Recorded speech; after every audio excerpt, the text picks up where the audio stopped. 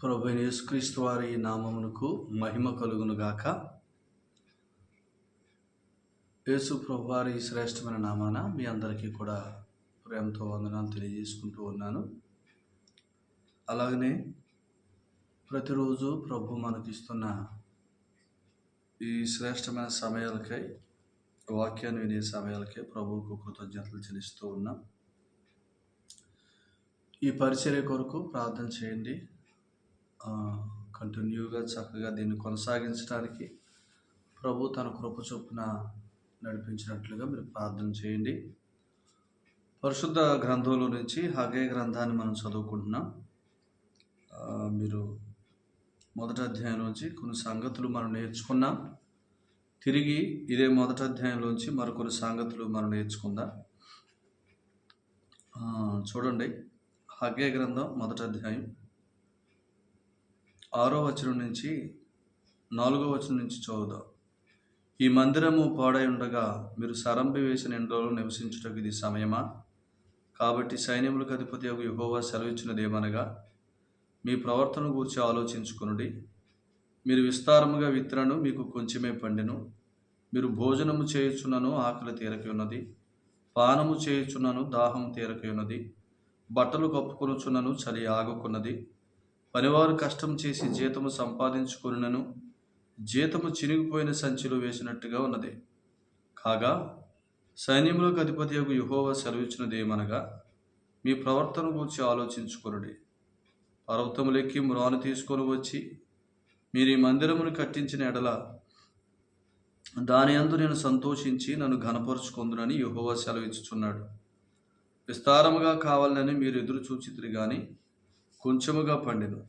మీరు దానిని ఇంటికి తేగా నేను దానిని చెదరగొట్టి తిని. ఎందుచేతనని యెహోవా అడుగుచున్నాడు. నా మందిరం పాడై ఉండగా మీరందరూ మీ ఇండ్లు కట్టుకొనుటకు త్వరపోటు చేతనే కదా. కాబట్టి మిమ్మును బట్టి ఆకాశపు మంచు కురవకి ఉన్నది, భూమి పండకి ఉన్నది. నేను భూమికిని పర్వతములకును అనావృష్టి కలుగజేసి ధాన్యము విషయములోను ద్రాక్షరసం విషయంలోను తైలం విషయంలోను భూమి ఫలించు సమస్త విషయములలోను మనుషుల విషయంలోను పశువుల విషయంలోను చేతి పనులన్నిటి విషయంలోను క్షామం పుట్టించి ఉన్నాను. షయల్తీయేలు కుమారుని జెరుబ్బయలును యెహోజాదాకు కుమారుడును ప్రధాన యాజకుడునగు యెహోషువయు శేషించిన జనులందరూ తమ దేవుడని యెహోవా మాటలు ఆలకించి తమ దేవుడని యెహోవా ప్రవక్త అయిన హగ్గయిని పంపించి తెలియజేసిన వార్త విని యెహోవా యందు భయభక్తులు పూనిరి. అప్పుడు యెహోవా దూతైన హగ్గయి యెహోవా తెలియజేసిన వార్తను బట్టి జనులకు ప్రకటించినదేమనగా, నేను మీకు తోడుగా ఉన్నాను. ఇదే యెహోవా వాక్కు. యెహోవా యూదాదేశపు అధికారియగు షయల్తీయేలు కుమారుని జెరుబ్బయలు యొక్క మనసును ప్రధాన యాజకుడకు యెహోజాదాకు కుమారుడని యెహోషువ మనసును శేషించిన జనులందరి మనసును ప్రేరేపింపగా వారు కూడి వచ్చి రాజైన దర్యావేషు యొక్క ఏలుబడి యందు 2వ సంవత్సరము 6వ నెల 24వ దినమున సైన్యములకు అధిపతి తమ దేవుని మందిరపు పని చేయ మొదలుపెట్టిరి. ప్రార్థన చేద్దాం. పరిశుద్ధుడైన తండ్రి, మీకు వందనాలు. మీరు మాకు ఇచ్చిన సమయానికై కృతజ్ఞతాస్తుతులు చెల్లిస్తూ ఉన్నా. యేసు ప్రభు నామంలో మీరు మాకు ఇచ్చిన జీవితాన్ని బట్టి స్తుతులు చెల్లిస్తున్నాం. క్రీస్తే మా జీవమై ఉన్నారు, ఆయనే మా సర్వమే అన్నారు. మా జీవమైన క్రీస్తును సర్వమును మేము నేర్చుకోవటానికి మాతో మాట్లాడమని మీ వాక్శక్తి ద్వారా యేసు ప్రభువుని నేర్పించమని స్తుతించి స్తోత్రములు చెల్లించి ప్రార్థన చేస్తున్నాం తండ్రి, ఆమేన్. ప్రభునందు ప్రియులారా, మనం పరిశుద్ధ గ్రంథంలో నుంచి హగ్గయి గ్రంథాన్ని మనం చదువుకున్నాం. ఈ హగ్గయి గ్రంథాన్ని చదువుకున్న ఈ భాగంలో వారితో ప్రభు 6వ నెల మొదటి దినాన మొట్టమొదటి సందేశం మాట్లాడాడు. మొదటి వచనంలో వారికి తెలియజేశాడు.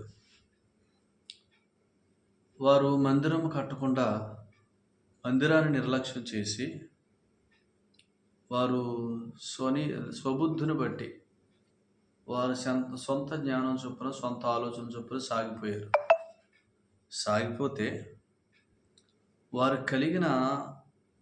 వారు మందిరాన్ని నిర్లక్ష్యం చేసిన కారణం చేత వారికి కలిగిన ఆ స్థితి, ఆ తృప్తి లేని స్థితి, కలిగిన సమస్తమైన లేమి, ఇబ్బంది అంతా కూడా ఆయన వారికి జ్ఞాపకం చేస్తున్నాడు. ఆయన వారికి జ్ఞాపకం చేస్తూ, మీరు మందిరాన్ని నిర్లక్ష్యం చేసి మీరు చాలా సంపాదించుకుందామని ముందుకు సాగారు. మీకేం దొరికింది?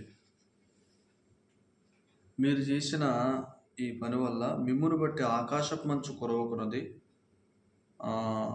సమస్త విషయాల్లో క్షామం కలిగింది అని అన్నాడు. ఎందుకు అనంటే,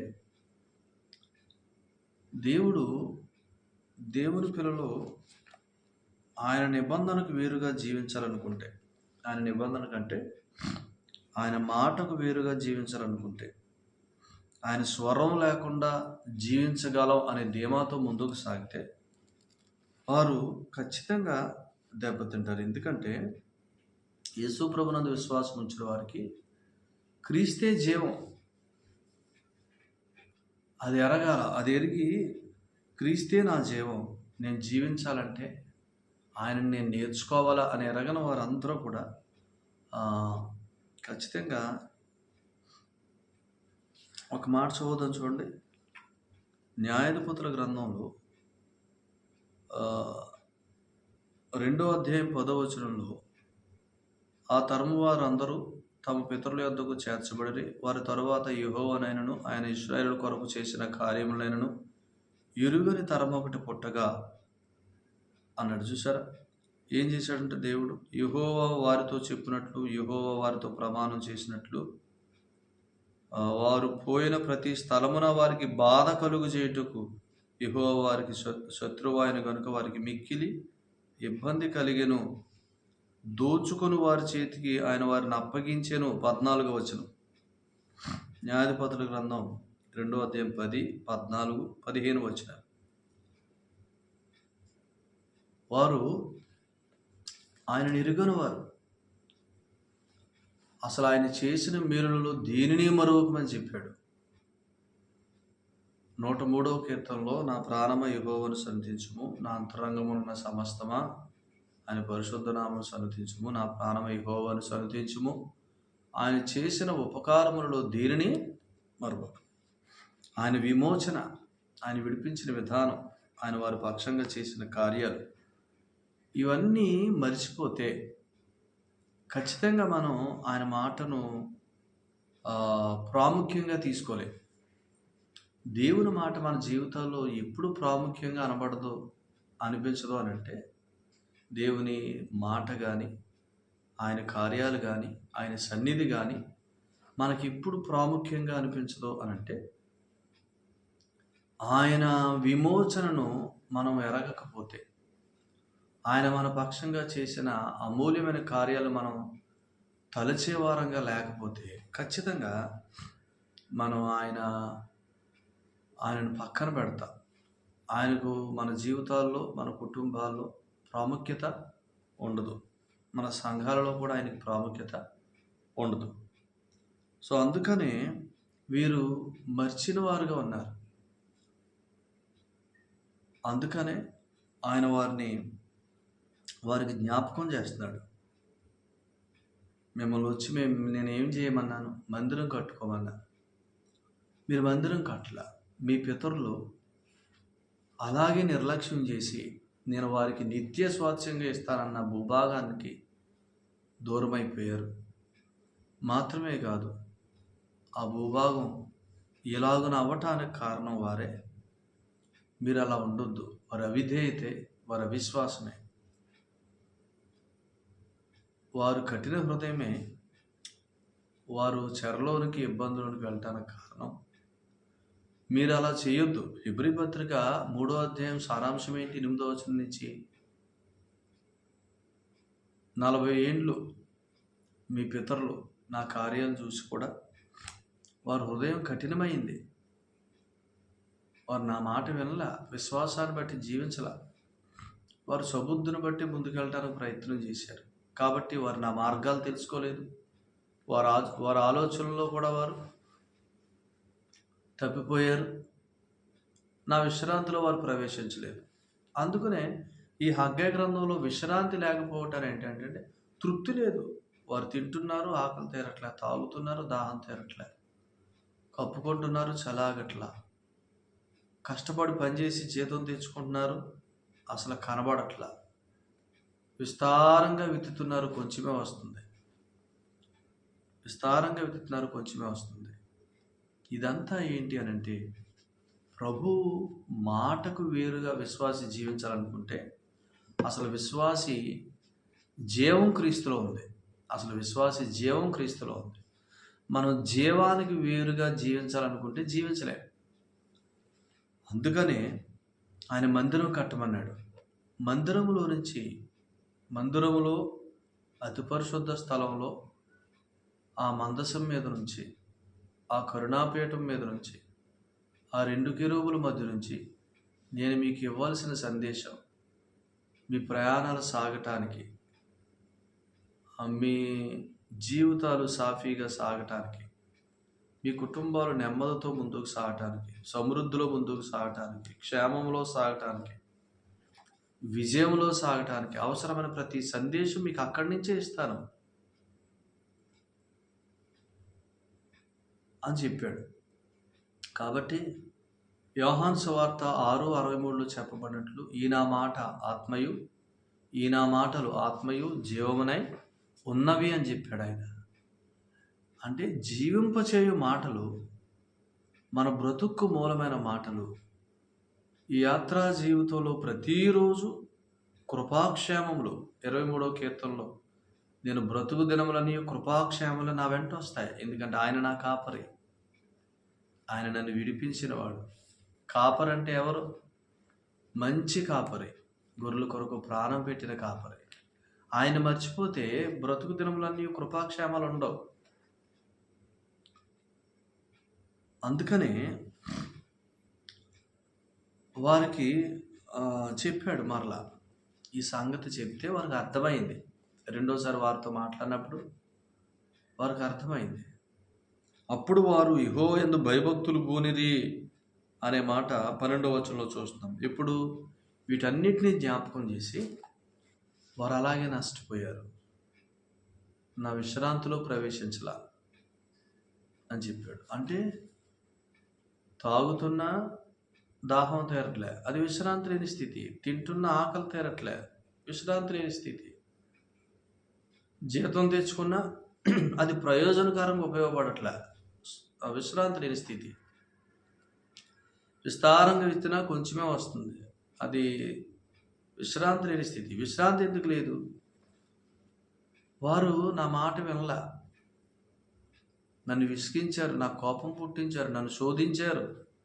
ఎబ్రీ పత్రిక 3వ అధ్యాయం 8 నుంచి మీరు కిందకి చివరి వరకు చదువుకుంటే నన్ను విసిగించారు. నన్ను విసిగించి వారే సంపాదించుకున్నది ఏంటి చెప్పండి? ఏమీ కాదు. నన్ను విసిగించి వారు కష్టం తెచ్చుకున్నారు తప్ప వారు లాభం చేసుకున్నది ఏమీ లేదు. వారి మార్గాల్లో తప్పిపోయారు, వారి ఆలోచనలో తప్పిపోయారు. వారు బ్రతుకు దినాల్లో ఎప్పుడు విశ్రాంతిని, నెమ్మదిని, తృప్తిని అనుభవించాల. ఎప్పుడు తొందరలే, గలిబిలి ఎందుకు వస్తున్నాయి అని అంటే, మందిరం కట్టుకోండి అని చెప్తే ఆయన మాటను పక్కన పెట్టి మందిరాన్ని నిర్లక్ష్యం చేసి వారు సొంత జ్ఞానం మీద ఆయన మాటను పక్కన పెట్టి వారి ఉద్దేశాల మీద నడవటం మొదలుపెట్టారు. నరుని హృదయంలో ఆలోచనలు అనేకములు, యెహోవా తీర్మానమే స్థిరమగునని సామెతల గ్రంథంలో మనం చూస్తున్నాం. కాబట్టి ప్రియులారా, ఆయన వారికి రెండోసారి చెప్పాడు, ఇలాగ మీ పితరులు దెబ్బతిన్నారు, మోసపోయారు, నా విశ్రాంతిని అనుభవించలేదు, నా సమృద్ధిని అనుభవించలేదు, అనుదిన రక్షణ, అనుదిన క్షేమం అనుభవించలేదు.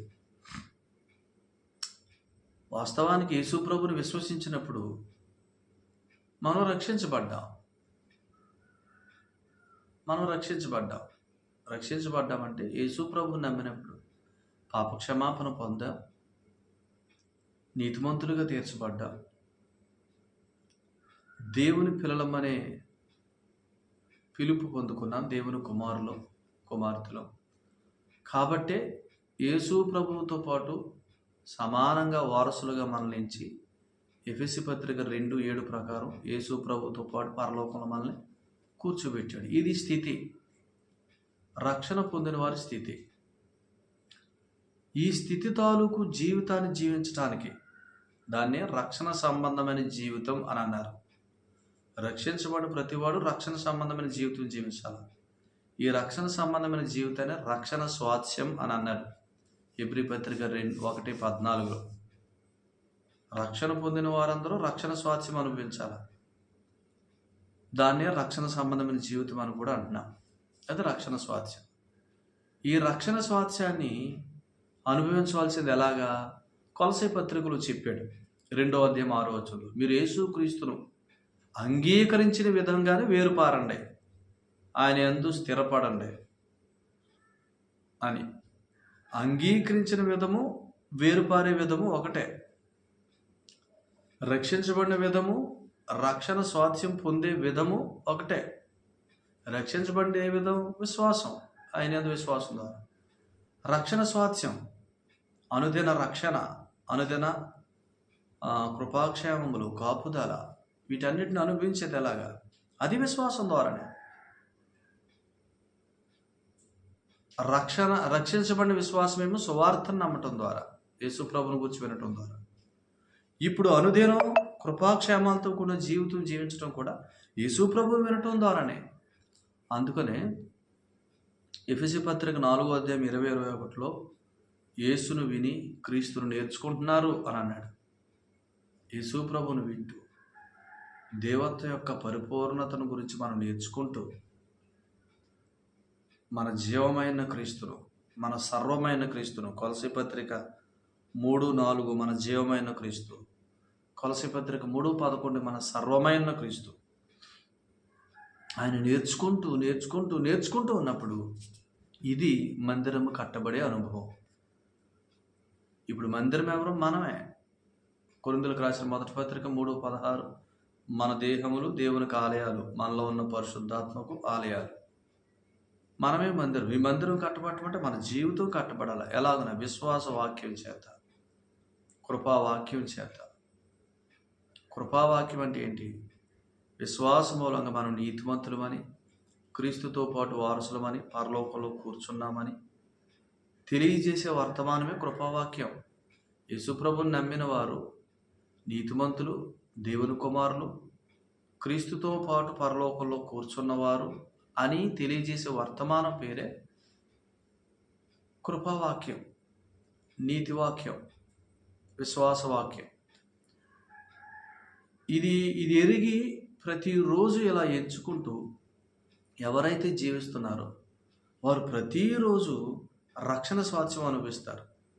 ప్రతిరోజు మనకి క్రీస్తునందు విశ్వాసం ద్వారా కలిగిన స్థితిని జ్ఞాపకం చేసే సేవకుడు మన అభివృద్ధికి మూలమైన సేవకుడు, మన క్షేమానికి మూలమైన సేవకుడు, మనం రక్షణ స్వాస్థ్యాన్ని అనుభవించడానికి మూలమైన సేవకుడు.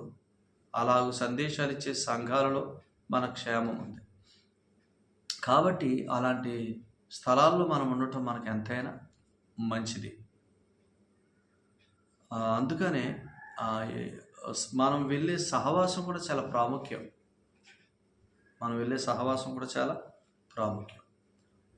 యేసు ప్రభువుతో పాటు విశ్వాసి పరలోకంలో కూర్చున్నాడంటే యేసు ప్రభు వారు విశ్రమించాడు, పని ముగించి విశ్రమించాడు.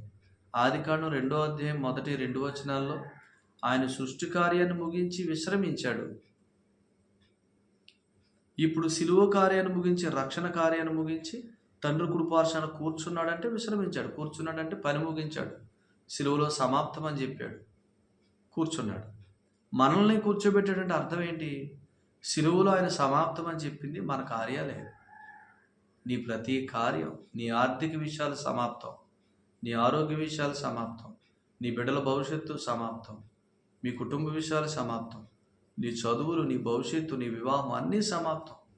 యేసు ప్రభు అన్నీ సమాప్తం అని చెప్పాడు. కాబట్టి నేను కూర్చున్నాను, నువ్వు కూర్చోరా అంటే దాని అర్థం ఏంటి? విశ్రాంతి. కూర్చోవటం అంటే విశ్రాంతి. విశ్రాంతి ఎప్పుడు వస్తుంది? విశ్వాస వాక్యాన్ని వినాలా. కాబట్టి వీళ్ళు భయభక్తులు పూనారు. అప్పుడు ప్రభు చూసారా, మనం గనక ప్రభు మీద ఆనుకోవటం అలవాటు చేసుకుంటే, ప్రభువే నా జీవమని ఎరిగి మనం ఆయన జీవించటానికి, ఆయన మనకి ఇస్తున్న సందేశాన్ని బట్టి మనం బ్రతకటానికి మనం ఇష్టపడితే ఆయన ఏం చేస్తున్నాడు? వారు హగ్గయి చెప్పిన సంగతులు విని ఆయన యందు భయభక్తులు పూనిరి. ఇప్పుడు 13వ వచనం, హగ్గయి గ్రంథం 1వ అధ్యాయం 13వ వచనం. అప్పుడు యెహోవా దూత అయిన హగ్గయి యెహోవా తెలియజేసిన వార్తను బట్టి జనులకు ప్రకటించినది ఏమనగా, నేను మీకు తోడుగా ఉన్నాను. చూసారా, ఇదే యెహోవాకు, ఐఎమ్ విత్ యూ, నేను మీతో ఉన్నాను. రోమాపత్రిక 8వ అధ్యాయం 31లో దేవుడు మన పక్షంగా ఉన్నాడు. ఎందుకు? 32వ వచనం, రోమ 8:32, తన కుమారుణ్ణే మన కొరకు అనుగ్రహించాడంటే ఆయన మన పక్షం. కుమారుని అనుగ్రహించడానికి వెనుక తీయనివాడు, అన్నీ ఇచ్చాడు, టెన్షన్ పడకండి. ఇది కుమారుణ్ణే ఇచ్చాడంటే అన్నీ ఇచ్చాడు. వాళ్ళేమనుకోవాలా? మమ్మల్ని చెరలోంచి విడిపించాడు, మాకు సమస్తం ఇస్తాడు. విడిపించిన వాడే సమస్తాన్ని ఇచ్చేవాడు. రక్షించిన వాడే రక్షణ సంబంధమైన జీవితాన్ని, ఆ స్వాస్థ్యాన్ని ఇచ్చేవాడు. మరి ఆయన మీద రక్షించిన ఆయన్నే చూస్తే రక్షణ సంబంధమైన జీవితం కూడా. అందుకని ఏముంది? ఆయన వైపు చూచుచూ అని ఉంది. మనం రక్షించిన వాడిని మనం ఎంత చూస్తామో అంతగా జీవిస్తాం. హెబ్రీ పత్రిక 3వ అధ్యాయం 1వ వచనంలో ఆయనను చూచుట, హెబ్రీ పత్రిక 12వ అధ్యాయం 1-2 వచనాల్లో ఆయన వైపు చూచుట, ఆయనను చూచుట అనేది మన అనుభవం అయి ఉండాలి. ఆయనను చూస్తే ఈ జీవితం చాలా తేలిగ్గా ముందుకు సాగుతుంది.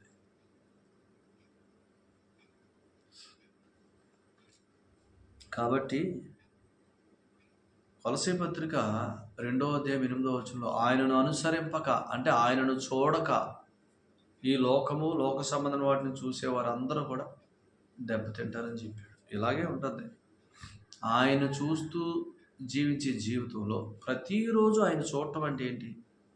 ప్రతిరోజు కృపాక్షేమాలు అనుభవించాలి విశ్వాసి. ప్రతిరోజు రక్షణ స్వాస్థ్యం అనుభవించాలి విశ్వాసి. ప్రతిరోజు కాపుదల, ప్రతిరోజు క్షేమం, ప్రతిరోజు ఆ సమృద్ధి అయిన జీవం అనుభవించాలంటే ప్రతిరోజు ఆయనను చూడాలి. ఆయన చూడటం అంటే ఏంటి? లేఖనములలో ఉన్న క్రీస్తును చూడాలి. దేవుని వాక్యాన్ని ప్రతిరోజు వింటూ, ప్రభువుని నేర్చుకుంటూ మనం ముందుకు సాగుతున్నప్పుడు ఆయన ఏమంటున్నాడు తెలుసా? నేను నీతో ఉన్నాను, నేను నీతో ఉన్నాను, ఇదే నా వాక్ అని చెప్పి ఇప్పుడు ఏమంటున్నాడు 14వ వచనంలో? ప్రజలందరి మనసులు, అధికారుల మనసులు ఆయన ప్రేరేపించాడు. ఆయన నీతో ఉంటే నీ కార్యాలన్నీ జరగటానికి అధికారుల మనసులో, ప్రజల మనసులో అందరినీ నీ కొరకు ఆయన ప్రేరేపిస్తాడు. అందరినీ నీ క్షేమం కొరకు ఆయన ప్రేరేపిస్తాడు. ఆయన ప్రేరేపిస్తే కార్యాలు జరుగుతాయి. అప్పుడు ఆయన ప్రేరేపించుట అంటే ఏంటంటే దైవశక్తి చేత మనల్ని నడిపిస్తాడు. ఆయన వైపు చూస్తే దైవశక్తి, ఆ దైవశక్తిలో మనం కార్యాలు మొదలు పెడతాం. మాత్రమే కాదు, గొప్ప విజయాలు పొందుతాం. దేవుడు అట్టి కృపను మనకి దయచేయునుగాక. ఆయన వైపు చూస్తూ, క్రీస్తే నా జీవం, క్రీస్తే నా సర్వం, ఆయన వైపు చూస్తే రక్షించబడిన నేను రక్షణ స్వాస్థ్యం అనే జీవితాన్ని అనుభవిస్తాను. రక్షణ స్వాస్థ్యం అంటే 23వ కీర్తన, నేను బ్రతుకు దినములని కృపాక్షేమను నా వెంట వచ్చు. ఎందుకు? ఆయన నా కాపరి. ఎవరి కాపరి? మంచి కాపరి. నా కొరకు ప్రాణం ఇచ్చి నన్ను విమోచించినవాడు. నన్ను విమోచించిన వాడే నన్ను పోషించగలవాడు, నన్ను సంరక్షించగలవాడు. ఆయనే నా జీవం, ఆయనే నా సర్వం అని ఆయన వైపు చూస్తూ సాగినప్పుడు ఆయన అధికారుల మనసులో, రాజుల మనసులో, ప్రజల మనసులో ప్రేరేపిస్తాడు. ఆనాడు ఐగుప్తులో నుంచి తన పిల్లలు బయటకు వచ్చినప్పుడు ఐగుప్తులందరికీ తన పిల్లల మీద కటాక్షం కలుగజేసి వారు వస్త్రములు, వెండి, బంగారం వారికి ఇచ్చి పంపిస్తే వారు విస్తారమైన ఆస్తితో బయటకు వచ్చారు. ఉట్టి చేతులతో రాలా. కనుక ప్రభు మనల్ని ఆయనందు భయభక్తుల ద్వారానే మనం ఏమైనా సంపాదించుకోగలం. ఆయనకి వేరుగా మనం ఏమీ సంపాదించుకోలేం. ఈ సంగతులు వింటూ విశ్వాసంలో స్థిరపడి బలపడి ప్రభువులో ఆనందించినట్లుగా ప్రభు తన కృప మీ అందరి పట్ల మనందరి పట్ల ఎక్కువగా అనుగ్రహించునుగాక. ప్రార్థన చేద్దాం. పరిశుద్ధుడైన తండ్రి, మీ వందనాలు. ప్రేమించి ఇచ్చిన సందేశానికి స్తోత్రాలు. ఈ సందేశం యొక్క సారాన్ని బట్టి బిడ్డలందరూ జీవించడానికి కృప చూపించండి నాయన. రక్షించబడ్డాం, రక్షణ స్వాస్థ్యమనే జీవితం విషయంలో నిర్లక్ష్యం చేస్తున్నాం నాయన. రక్షణ స్వాస్థ్యం అనుభవించాలంటే మందిరము కట్టబడాలి. ఎందుకంటే మందిరములో నుంచే నాయన మా క్షేమానికి మూలమైన సందేశం కరుణాపీఠం మీద నుంచి 2 కెరూబుల మధ్య నుంచి వస్తుంది నాయన. సందేశం లేకుండా జీవిస్తే నాయన ఆ జీవితంలో తృప్తి ఉండదు, ఏముండదు. మేము చూసాం, నష్టపోయారు. మీకు వేరుగా జీవించుట, సందేశం లేకుండా జీవించుట, మీకు వేరుగా జీవించుట. మీకు వేరుగా ఉంటే మీరు ఏమీ చేయలేరని చెప్పారు నాయన. ఈ నా మాటలు ఆత్మయు జీవమునై ఉన్నాయన్నారు నాయన. ఇప్పుడు మేమే మందిరం, మాలో పరిశుద్ధాత్ముడు ఉన్నాడు. ఆత్మ ద్వారా మీరు మాకు బోధిస్తున్న సంగతులు విని ఆ సంగతులను బట్టి మా జీవితాన్ని కట్టుకోవటమే మందిరాన్ని కట్టుకొనుట, విశ్వాసంతో జీవించటమే మందిరాన్ని కట్టుకొనుట. ఆ జీవితంలో మేము నాయన మీ మార్గాల్లో ప్రవేశిస్తాం, మీ శ్రేష్టమైన మార్గాల్లో ప్రవేశిస్తాం. మా ఉద్దేశాలన్నీ మీరు సఫలం చేస్తారు. విశ్రాంతితో మా ప్రతిరోజు నింపుతారు నాయన, తృప్తితో నింపుతారు నాయన. అట్టి కృపను మా అందరికీ, ప్రియులందరికీ నాయన దయచేయమని, మీ సమృద్ధి అయిన కృపను మాకు అనుగ్రహించమని, ప్రతిరోజు విశ్వాస వాక్యాన్ని దయచేయమని యేసుక్రీస్తు ప్రభు పేట స్తుతించి స్తోత్రం చెల్లించి ప్రియులందరినీ జీవించి ఆస్వాదించమని, అనుదిన పనిపాట్లలో మీ కృపను బట్టి ధైర్యంగా సాగిపోవటానికి నిబ్బరమైన బుద్ధిని దయచేయమని యేసుక్రీస్తు ప్రభు నామన స్తుతులు స్తోత్రాలు చెల్లించి వీళ్ళందరినీ మీ ఆశీర్వాద పాస్తాల కిందకి అప్పగించుకుంటూ ప్రార్థన చేస్తున్నాం పరమ తండ్రి. ఆమేన్. ప్రభు మిమ్మల్ని మీ కుటుంబాలు బాగుగా దీవించునుగాక. మీ కార్యాలన్నింటిలో తన కృప చేత నడిపించునుగాక. అందరికీ వందనాలండి.